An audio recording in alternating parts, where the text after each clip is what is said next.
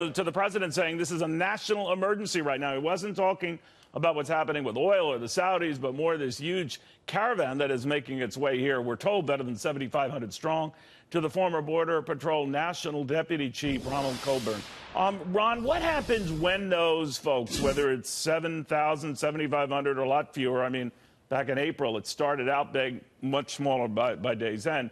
What happens then? Well, certainly it appears to be growing as people are being encouraged, and according to some information sources, even paid to join the group as they move toward the border with the United States and Mexico. Once they get here, they're not trying to evade arrest.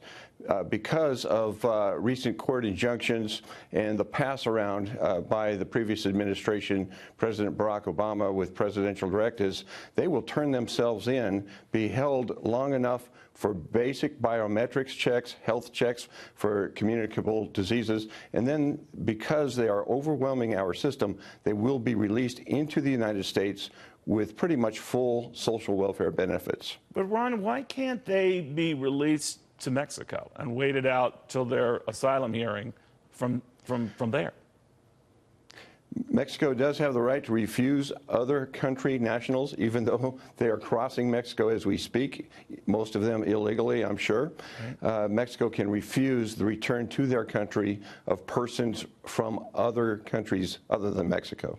So we can't just insist this go around that that's what Mexico do, because Mexico has been saying, and if you read the English, at least when I read the English version of their press, they're trying to limit to 150 a day the number of migrants from south of Mexico, largely Guatemala, Honduras, to come in an organized fashion. It's been anything but, to your point in prior visits.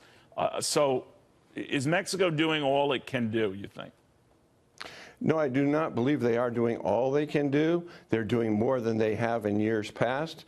And don't forget, with the Plan La Merida, we have been giving them billions of dollars since about 2003 for border security and counter narcotics. It is time for Mexico to step up and do more of their share, although they have been doing better in the past decade than they did, say, 20, 30, 40 years ago. Their constitution does not prevent Mexican nationals from leaving their country.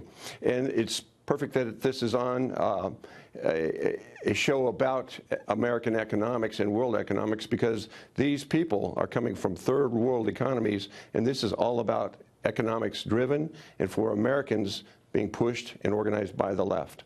You know, it's interesting, too, when you look at the three countries involved from which we think most of these migrants originated, El Salvador, Guatemala, and Honduras. The president has already said you either do more or I cut a lot of aid, or he could at least freeze the funds. There's some concern about whether he has the power to outright cut the aid. But what do you make of that? Because they're still doing it.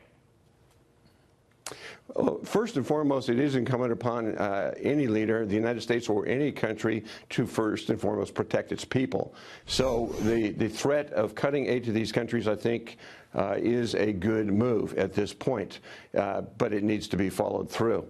These countries, most of the world receives aid from the United States taxpayers. At some point, we, the taxpayers, need to put our foot down and say enough is enough, especially when it is our world that is being threatened, our economy and our safety and the safety of our children and our grandchildren, and we're paying for it. All right. Thank you very much. Ron Colburn, the former U.S. Border Patrol Deputy Chief.